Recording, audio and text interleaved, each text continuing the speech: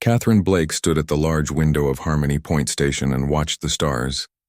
She had been the human ambassador to the Galactic Council for 5 years now. The job was mostly boring. Most days she signed papers and attended meetings where aliens talked about trade routes and mining rights.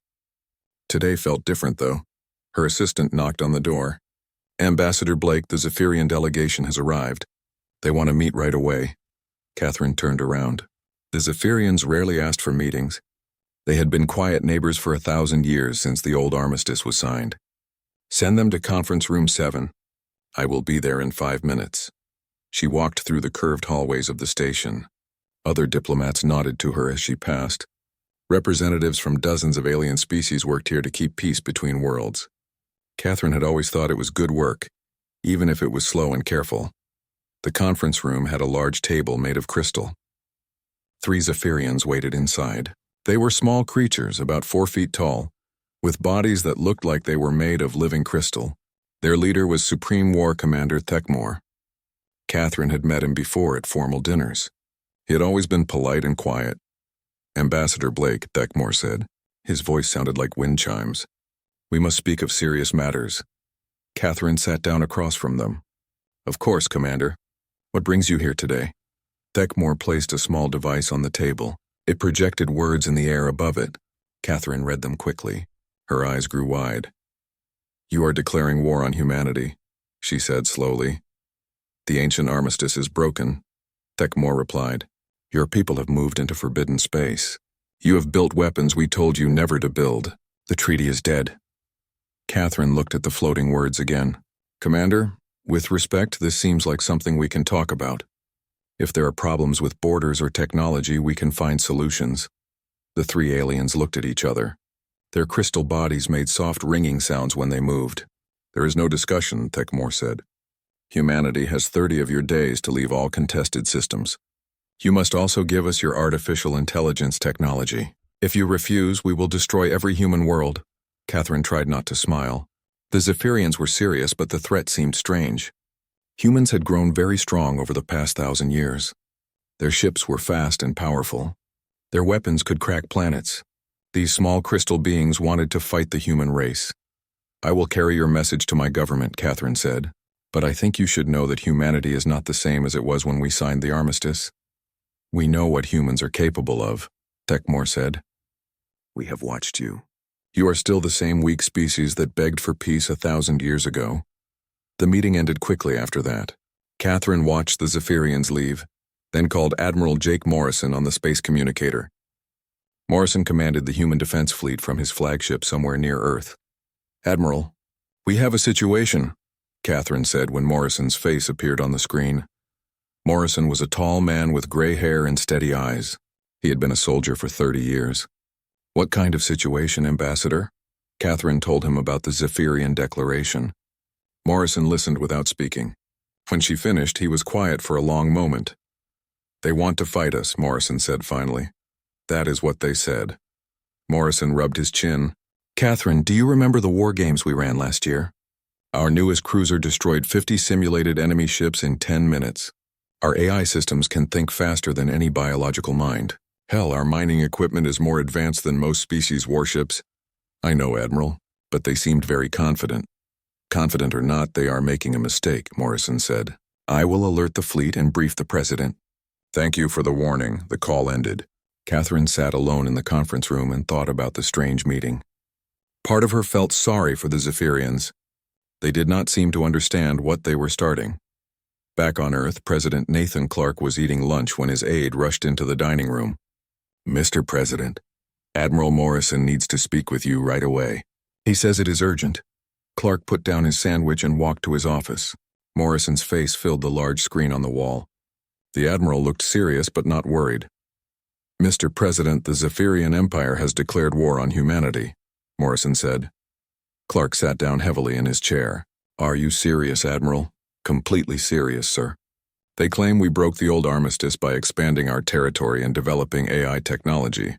They want us to surrender our colonies and give them our computers." Clark was quiet for a moment.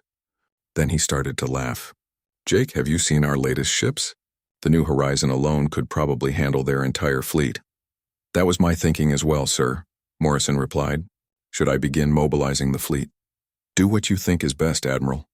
But honestly, this feels like a joke. When was the last time the Zephyrians even left their home system? Intelligence reports say they have been building ships, but nothing that looks dangerous. Their technology appears to be the same as it was during the Armistice. Secretary of Defense Maria Santos entered the office during the conversation. She had heard about the situation from her own sources. Mr. President, if I may, we should not take this too lightly. Even a weak enemy can cause problems. Maria, our smallest patrol ship has more firepower than anything the Zephyrians built during the old wars, Clark said. I appreciate caution, but let us be realistic. The news reached civilian populations within hours. The human information networks spread the story across hundreds of worlds.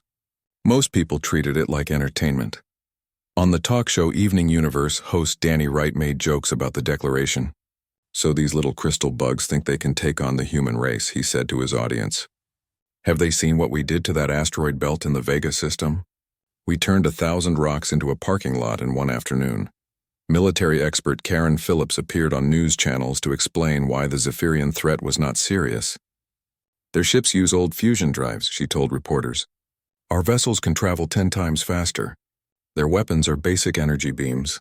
Our shields can stop anything they have. On the colony world New Angeles, people gathered in bars to watch the news. Governor Pete Johnson declared that citizens could watch the coming space battles from the observation domes. It will be over quickly, he told his people. But it should be interesting to watch. Some humans placed bets on how long the war would last. Most guessed less than a week. A few optimists thought it might take 2 weeks if the Zephyrians ran away and hid. Dr. Amy Foster sat in her laboratory on Mars and studied old files about Zephyrian culture. She had spent 20 years learning about alien species. Something about this situation worried her. The Zephyrians were not a warlike people.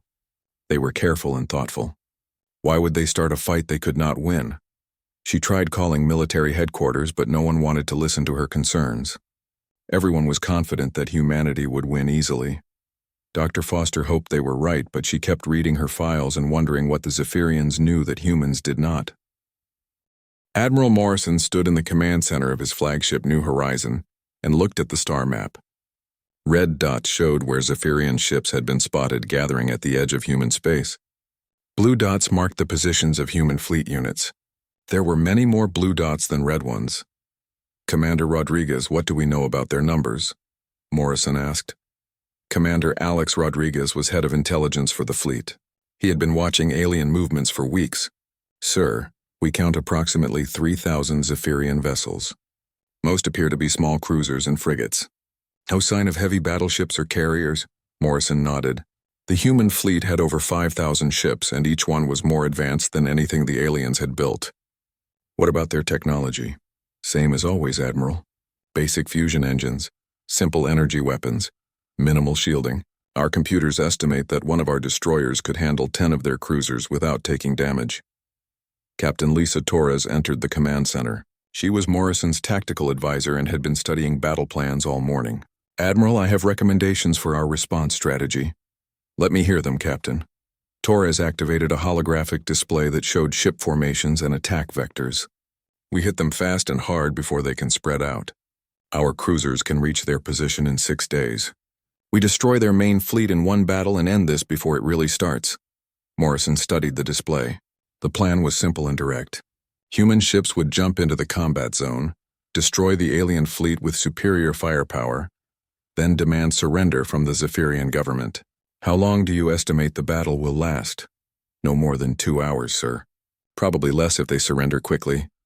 Colonel Steve Hamilton commanded the Marine forces aboard Morrison's ships. He was a big man with scars from old battles against pirates and raiders. Admiral, my Marines would like to volunteer for boarding actions if any alien ships survive the initial attack. I appreciate the offer, Colonel, but I doubt there will be much left to board, Morrison replied. Our weapons should make short work of their hulls. The meeting continued for another hour. Officers discussed supply lines, communication protocols, and victory celebrations. No one talked about what might happen if the battle went badly. The idea seemed impossible. Meanwhile, on colony worlds throughout human space, people prepared to watch history unfold. Governor Johnson on New Angeles had ordered the construction of viewing platforms in the major cities. Ticket sales were brisk as families wanted the best seats for the space battle. "It'll be like watching fireworks," Johnson told reporters. "Except the fireworks will be alien ships exploding." Similar preparations were happening on dozens of worlds. Restaurants advertised special menus for Victory Day. Children drew pictures of human spaceships destroying crystal alien vessels. Schools planned lessons about military tactics and space warfare, but not everyone shared the excitement. Dr. Foster continued her research into Zephyrian culture and history. What she found made her increasingly worried. The crystal beings had fought wars before, thousands of years ago. They had defeated several other alien species completely. Something about their approach to warfare was different from what humans expected. She tried again to contact military headquarters. This time she reached General Roy Thompson, who commanded ground forces for the Defense Department. "General, I need to discuss some concerns about the Zephyrian threat," Dr. Foster said over the communication link. Thompson was a practical man who had little patience for academic theories. "Doctor, I appreciate your expertise, but our analysis shows the aliens pose minimal danger. Their technology is centuries behind ours. That is exactly what worries me, General. Why would they start a war they cannot win? Either they are completely insane, or they know something we do not." "Maybe they are just desperate," Thompson replied. "Their empire has been shrinking for generations. Perhaps they think one last war will restore their glory." Dr. Foster was not convinced, but Thompson ended the call before she could explain her theories. She returned to her files and kept searching for answers. At Deep Space Station Vega, Commander Helen White monitored long-range sensors. She could see the alien fleet clearly now. The Zephyrian ships moved in simple formations without any complex tactics. Their energy signatures were weak. Their hulls appeared to be made of the same crystalline material as their bodies. "They look like flying jewelry," White's sensor operator said. "Our plasma cannons will cut through them like butter." White agreed. The alien vessels seemed almost primitive compared to human warships. She had seen more dangerous threats from pirate raiders and rebel groups. "Keep tracking them anyway," she told her crew. "We want exact numbers when Admiral Morrison arrives." Back on the New Horizon, Morrison met with his senior captains via holographic conference. 50 ship commanders appeared around the table as translucent blue figures. Each one commanded a cruiser, destroyer, or battleship in the human fleet. "Ladies and gentlemen, we are about to fight our first real war in over 200 years, Morrison began. "I know the enemy appears weak, but I want everyone to stay sharp and follow procedures." Captain Rick Barnes commanded the destroyer Valiant. He had fought smugglers and pirates but never faced an organized alien fleet. "Admiral, what rules of engagement are we using?" "Standard combat protocols," Morrison replied. "We offer surrender terms before opening fire. If they refuse, we destroy their ability to fight. Try to take prisoners if possible, but crew safety comes first." The captains discussed battle formations and targeting priorities. Most of the conversation focused on how to end the fight quickly, rather than how to survive it. Everyone expected an easy victory. "What about their homeworlds?" asked Captain Julie Adams, who commanded the cruiser Marathon. "Do we attack their planets after we defeat their fleet?" Morrison considered the question. "That depends on their government's response to losing their military. Hopefully they will see reason and negotiate a new peace treaty." The meeting ended with final preparations for departure. Ships took on supplies and ammunition. Crews ran last-minute system checks. Families on nearby space stations waved goodbye to their relatives in the fleet. 6 hours before the ships were scheduled to leave, Dr. Foster made one final attempt to warn someone in authority. She contacted Ambassador Blake directly. "Catherine, I have been studying everything we know about the Zephyrians," Dr. Foster said. "There are gaps in our intelligence. Big gaps." "What kind of gaps, Amy?" Catherine replied. "We have not seen their homeworlds in 300 years. We do not know what they have been building or researching. The ships we are tracking might not represent their real military strength." Catherine had been having similar doubts, but she had no proof to offer the military. "Amy, I have tried to suggest caution, but everyone believes this will be easy." "Maybe they are right." "I hope so," Dr. Foster said. "But something feels wrong about this whole situation." The conversation ended without resolution. Both women could only watch as events moved forward toward what everyone expected to be a quick and decisive human victory. Admiral Morrison gave the order to depart right on schedule. 50 human warships left their bases and jumped into hyperspace. They would reach the alien fleet in 6 days. Most of the crew members were excited rather than nervous. They expected to be home within 2 weeks with stories of glorious battle. The ships traveled through the strange realm of hyperspace where normal physics did not apply. During the journey, crews ran combat drills and checked their weapon systems. Everything worked perfectly. Human technology had never been more advanced or reliable. On the 6th day, the fleet dropped back into normal space at the edge of the Titan system. Sensors immediately detected the Zephyrian fleet exactly where intelligence reports had predicted. 3,000 alien ships waited in loose formation around the system's outer planets. "All ships, this is Admiral Morrison," the Admiral broadcast to his fleet. "We are about to engage the enemy. Remember your training and follow your orders. Today we defend humanity and show the galaxy that humans cannot be threatened." The battle was about to begin. The human fleet moved into battle formation as they approached the Zephyrian vessels. Admiral Morrison watched from his command chair as 50 of humanity's finest warships prepared to engage 3,000 alien ships. The odds looked overwhelming in humanity's favor. "Admiral, we are receiving a transmission from the lead Zephyrian vessel." Communications Officer Lieutenant Sarah Mitchell reported. "Put it on screen," Morrison ordered. Supreme War Commander Thekmore appeared on the main display. His crystalline body caught the light from nearby stars. "Human Admiral, this is your final chance to surrender. Leave this system immediately or face destruction." Morrison stood up from his chair. "Commander Thekmore, it is you who should surrender. You are outnumbered and outgunned. I offer you one opportunity to withdraw your forces and negotiate." "You misunderstand the situation," Thekmore replied. "We are not outnumbered. We are exactly where we need to be." The transmission ended. Morrison looked around his bridge at his officers. Several of them were trying not to smile at the aliens' confidence. "All ships assume attack formation Alpha," Morrison commanded. "Target the closest enemy vessels. Fire when ready." Captain Barnes aboard the destroyer Valiant was the first to engage. His ship's plasma cannons charged up and fired brilliant blue beams at a group of Zephyrian cruisers. The beams struck the alien hulls directly. Nothing happened. Barnes stared at his tactical display in confusion. "Weapons officer, did we hit them?" "Direct hits on all targets, sir," came the reply. "But sensors show no damage to enemy vessels."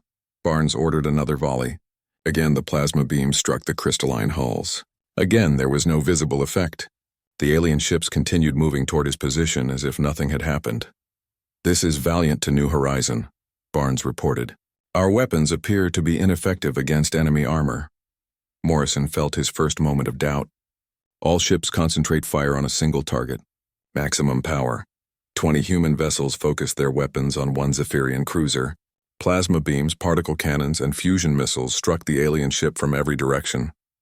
The combined firepower could have destroyed a small moon. The enemy vessel absorbed every attack without showing any damage. Then the aliens fired back. The Zephyrian weapons did not look impressive. They fired thin beams of pale light that seemed almost delicate compared to human plasma cannons.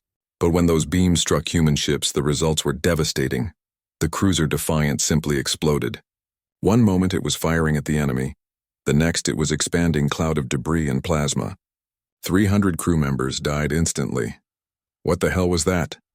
Morrison shouted. Commander Torres checked her tactical displays frantically. "Admiral, I cannot explain it. Their weapon beam went right through our shields as if they were not there. 2 more human ships died in the next 30 seconds. The destroyer's Courage and Liberty were cut apart by alien beam weapons that ignored every defensive system humanity had developed. Escape pods launched frantically as crews abandoned their dying vessels.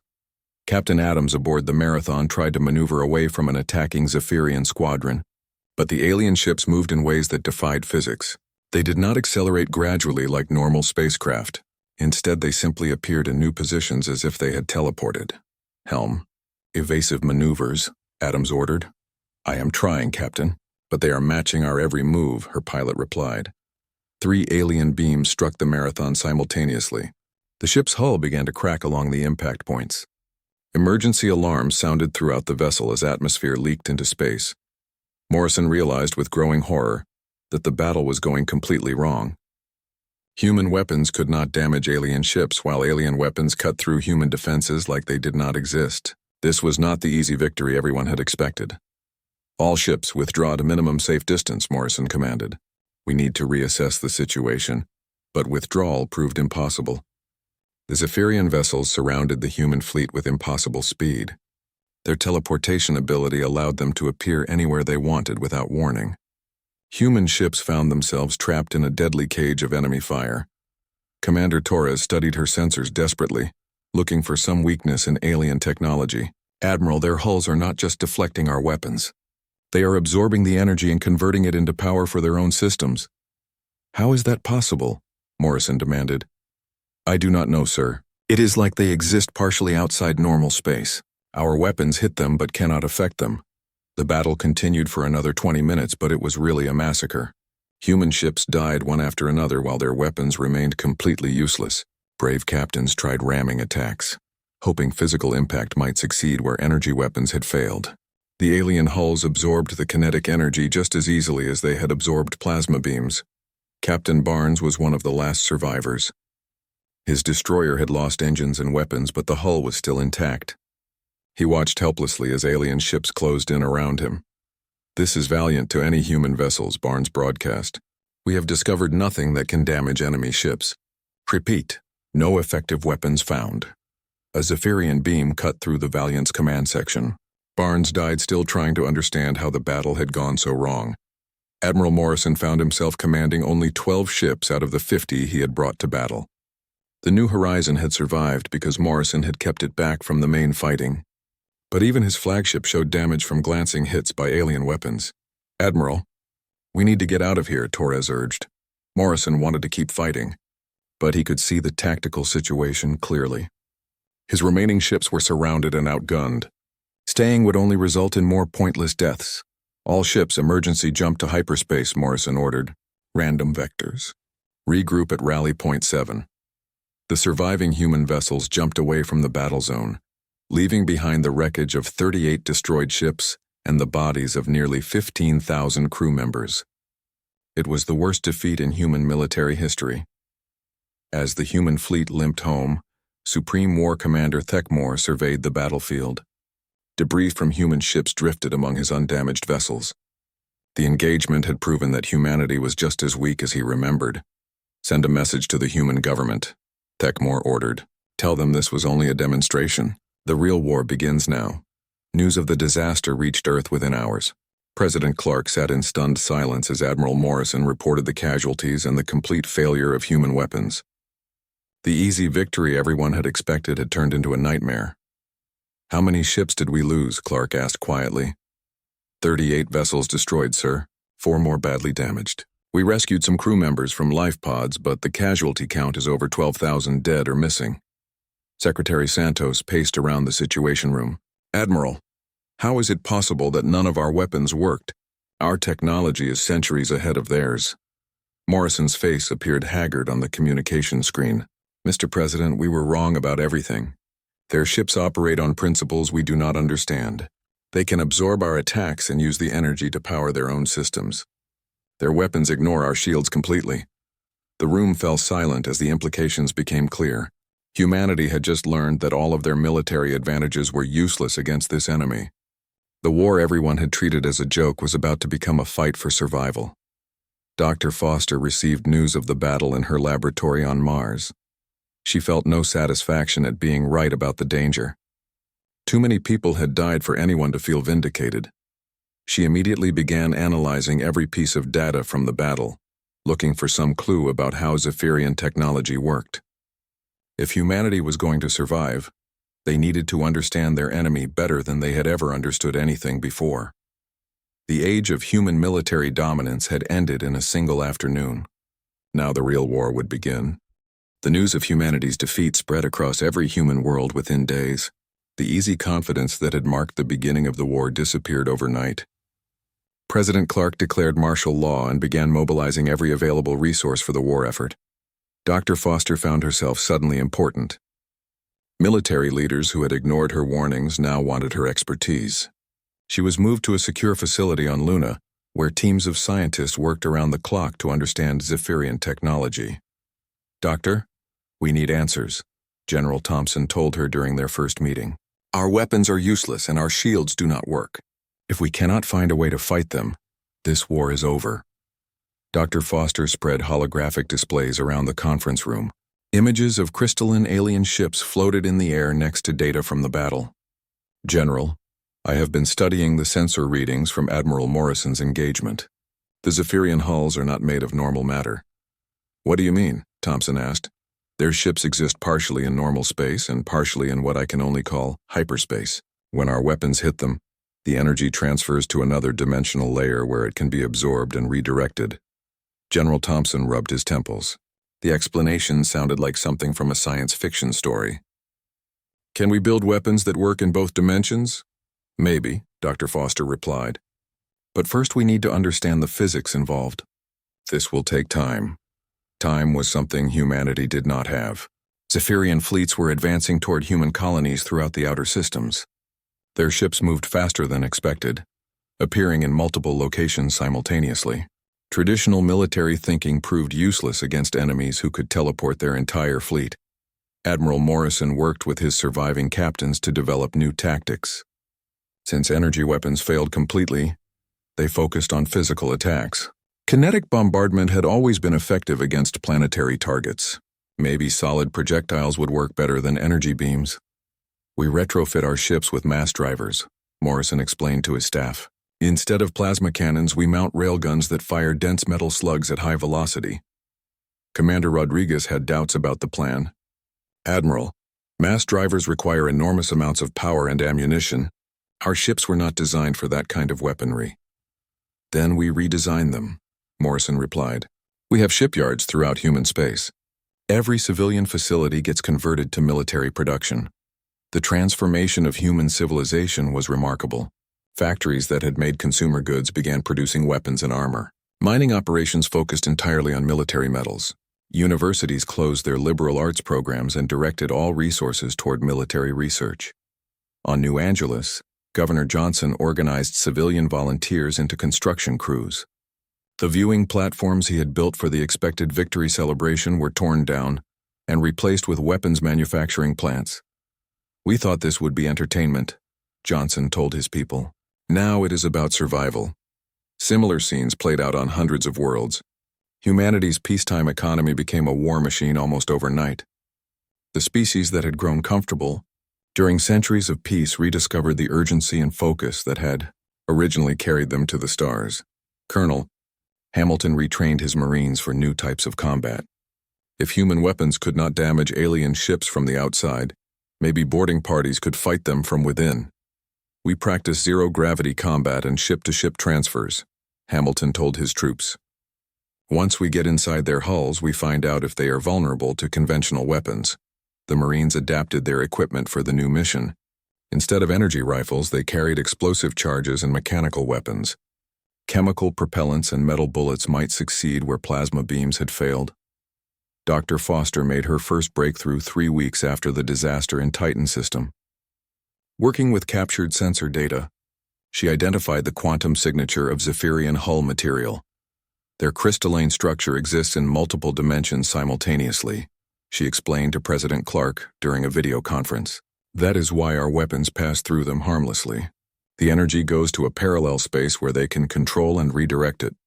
Can we build weapons that affect both dimensions? Clark asked. Possibly, Mr. President, but we need to understand their technology better. I recommend we try to capture an intact alien vessel. The idea was dangerous but necessary. Morrison volunteered to lead a mission to disable and board a Zephyrian ship. The plan required precise coordination between modified human vessels and marine assault teams. Dr. Jenny Walsh joined the research team with new theories about quantum mechanics. She was a young physicist who specialized in theoretical work that most people considered impossible. Now her wild ideas might be humanity's only hope. The aliens use crystalline matrices to manipulate space-time, Walsh explained. If we can disrupt those matrices, their ships might become vulnerable to normal weapons. Her research led to the development of phase-shift torpedoes. Instead of carrying explosive warheads, these missiles generated quantum interference patterns designed to disrupt alien hull technology. The first test came at Wolf 359, where a small Zephyrian squadron was attacking a human mining station. Morrison led 12 ships equipped with the new weapons and boarding equipment. Captain Barnes had been rescued from his destroyed ship and given command of the experimental vessel Phoenix. His crew was nervous but determined to avenge their losses in the earlier battle. "Remember, we target their hull matrices with phase shift torpedoes first," Barnes told his weapons officer. "If that works, we follow up with kinetic projectiles and boarding parties." The battle began like the previous engagement. Zephyrian ships appeared around the human force and opened fire with their devastating beam weapons. 2 human vessels died in the opening exchange, but then Barnes fired the first phase shift torpedo. The weapon struck an alien cruiser and something remarkable happened. The crystalline hull flickered and became solid. For a brief moment, the Zephyrian ship existed entirely in normal space. "All ships, target that vessel with conventional weapons," Morrison ordered. Plasma cannons and railgun slugs struck the disrupted alien ship. This time the attacks caused visible damage. Sections of crystalline hull cracked and shattered. Atmosphere leaked from the wounded vessel. "It works," Barnes shouted over the communication channel. "The phase shift effect makes them vulnerable." The battle turned into humanity's first real victory against the aliens. Phase shift torpedoes disrupted enemy ships long enough for conventional weapons to damage them. 3 Zephyrian vessels were destroyed and 2 more were disabled. Colonel Hamilton led a boarding party onto one of the disabled ships. His Marines found the interior filled with crystal formations that pulsed with strange energy. The alien crew fought desperately to defend their vessel, but human weapons worked normally inside the ship. "The phase shift effect disrupts their entire defensive system," Hamilton reported. "Once we get inside, they are as vulnerable as anyone else." The boarding party captured valuable intelligence about alien technology and took several prisoners. For the first time since the war began, humans had proof that the enemy could be defeated. News of the victory spread quickly through human space. The celebration was more subdued than it would have been before the disaster at Titan, but people felt hope again. Their military had found a way to fight back. Dr. Foster and Dr. Walsh worked together to improve the phase shift technology. Each success brought new understanding of how Zephyrian ships operated. The aliens used living crystal matrices that existed in multiple dimensions. Disrupting those matrices forced them into normal space where human weapons could affect them. "We are learning to fight a war in 4 dimensions," Foster told President Clark. "It is the most complex military challenge humanity has ever faced." Production. Facilities throughout human space began manufacturing phase shift torpedoes and modified weapons systems. The new technology was expensive and difficult to produce, but it gave humanity a chance to survive. Admiral Morrison expanded his fleet as quickly as possible. Every available ship was retrofitted with the new weapons. Crews trained constantly to master the complex timing required for phase shift attacks. The war was far from over, but humanity had taken the first step toward victory. They had learned to adapt their technology and tactics to face an enemy unlike anything they had ever encountered. More importantly, they had rediscovered something that centuries of peace had almost erased. Humans were at their most dangerous when their survival was threatened. The comfortable civilization that had laughed at alien threats was transforming into something harder and more focused. The real test would come when they faced the main Zephyrian fleet. But for now, humanity had hope and a way to fight back. 6 months after the disaster at Titan system, humanity had transformed completely. Every world, every station, every ship contributed to the war effort. The species that had once treated the alien threat as a joke now fought with desperate determination.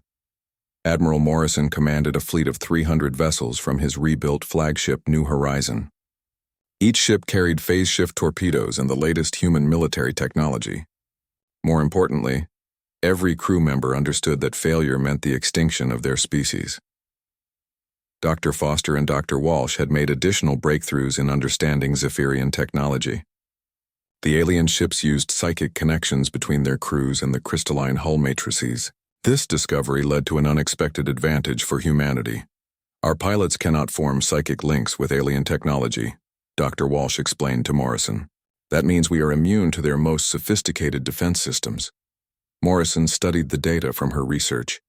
"You are saying that our lack of psychic ability is actually helpful?" "Exactly, Admiral. The Zephyrians designed their ships to interface with minds that think like theirs. Human brains work differently. We can fly captured alien vessels without being affected by their mental control systems. This revelation led to Operation Shatterpoint, humanity's most ambitious military campaign. Morrison would lead a three-pronged attack on the Zephyrian home system, while smaller forces struck at enemy positions throughout the galaxy. Captain Torres commanded a squadron of fighters equipped with the newest weapons. Her pilots were young volunteers who had grown up during the war. They had never known the comfortable peace their parents remembered. "Listen up, people," Torres told her squadron before the final mission. "We have one chance to end this war. The Zephyrians think they understand human capabilities, but they are about to learn something new." Colonel Hamilton prepared his Marines for the most dangerous boarding action in military history. Intelligence reports suggested that the Zephyrian command ship contained the central control system for their entire fleet. Capturing or destroying that system could cripple alien resistance throughout the galaxy. "We have practiced this mission 100 times, Hamilton told his troops. "Remember, once we disable their hull defenses, they are just as vulnerable as anyone else. Stay focused and watch each other's backs." Captain Adams had been given command of the reformed Titan Defense Force, a unit created to honor the crews lost in the first battle. Her ships carried experimental weapons designed specifically to disrupt alien psychic networks. The final assault began with coordinated strikes across 12 star systems. Human fleets attacked Zephyrian positions simultaneously, forcing the aliens to divide their attention. The strategy worked perfectly, as confused alien commanders struggled to respond to multiple threats. Morrison's main force jumped directly into the Zephyrian home system. Thousands of alien ships waited in defensive formation around their primary world. The crystalline vessels gleamed like jewelry against the background of stars. "All ships, commence Operation Shatterpoint," Morrison broadcast to his fleet. The battle was unlike anything in human history. 300 human ships engaged over 5,000 alien vessels in the space around an alien world. Phase shift torpedoes disrupted enemy hulls, while kinetic weapons and plasma cannons exploited the brief moments of vulnerability. Captain Barnes commanded the Phoenix in the thick of the fighting. His crew had become expert at timing their attacks to match the phase shift disruptions. The ship that had barely survived the first battle was now one of humanity's most effective weapons. "Target their command cluster," Barnes ordered. "If we can take out their flagship, the rest might surrender." But Supreme War Commander Thekmore had prepared for human tactics. His ships began using new defensive formations that minimized the effectiveness of phase shift attacks. The alien commander had learned from previous defeats just as humans had learned from theirs. The breakthrough came from an unexpected source. Commander White had been placed in command of a captured Zephyrian vessel that human engineers had modified with their own technology. The hybrid ship could operate in both normal space and the dimensional realm where aliens normally fought. "Admiral Morrison, this is White," she reported over the communication channel. "I can see their command structure from inside their dimensional space. The flagship is channeling power to every other ship in their fleet." Morrison realized what White was suggesting. "Can you target their power distribution system?" "Affirmative, sir. But I will need to get close to their flagship. Very close."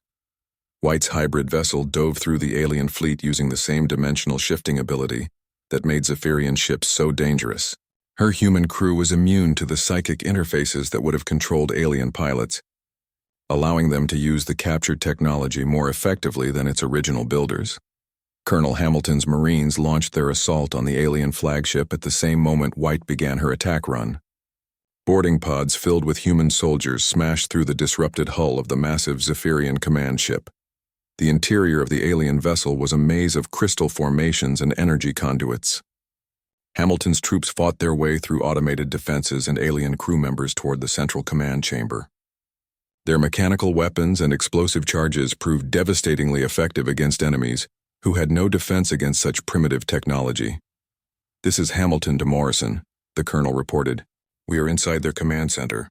The aliens are trying to activate some kind of planet-killing weapon." Morrison felt his blood turn cold. "Can you stop them?" "Working on it, sir. Dr. Foster's technical team is with us. They are trying to understand the control systems." Meanwhile, Captain Torres led her fighter squadron against Zephyrian vessels that were attempting to escape the battle. Her pilots had become skilled at exploiting the brief moments when phase shift torpedoes made alien ships vulnerable. "Stay on them," Torres commanded. "Do not let any of them reach hyperspace." The tide of battle turned when Dr. Foster's team successfully accessed the alien command systems aboard the flagship. Instead of simply disabling the planet-killer weapon, they managed to reverse its targeting and aim it at the Zephyrian command center itself. All human forces, withdraw to minimum safe distance, Morrison ordered. The aliens are about to destroy their own command structure. The weapon that Supreme War Commander Thekmor had intended to use against Earth fired instead at his own flagship. The massive energy discharge tore through the crystalline hull and destroyed the central control system that coordinated the entire Zephyrian fleet. Without their command network, alien ships throughout the system began operating independently. Some continued fighting while others attempted to flee. Most simply drifted helplessly as their crews struggled to adapt to the loss of their psychic command links. "Attention, Zephyrian forces," Morrison broadcast on all frequencies. "Your command structure has been destroyed. Surrender now and your crews will be treated according to the laws of war. Continue fighting and face complete annihilation." The response came slowly. Individual alien captains began surrendering their vessels as they realized the hopelessness of their situation. Within hours, the entire Zephyrian fleet had either surrendered or been destroyed. News of the victory reached human space faster than ever before. Citizens who had lived in fear for months suddenly found themselves celebrating the end of the war. The species that had been threatened with extinction had not only survived but achieved total victory over their enemies. President Clark addressed the galaxy from his office on Earth. "Today, humanity has proven that we will never again be underestimated. We fought against impossible odds and won through determination, adaptability, and the refusal to surrender." The war crimes trials that followed revealed the full scope of Zephyrian planning. The aliens had intended to completely eliminate humanity and claim all human worlds for their own empire. The ancient Armistice had been broken not because of human violations, but because the Zephyrians had grown jealous of human success and expansion. Dr. Foster was placed in charge of studying captured alien technology. Her research teams worked to understand and integrate Zephyrian dimensional manipulation techniques with human science. The combination promised to revolutionize space travel and military technology. Admiral Morrison oversaw the construction of new defense stations throughout human space. The war had taught humanity never to assume that superior technology guaranteed victory. Future threats would be met with careful preparation and respect for enemy capabilities. Colonel Hamilton established new training programs for the expanded human military. Marines practiced boarding actions and dimensional combat techniques that would have seemed impossible before the war.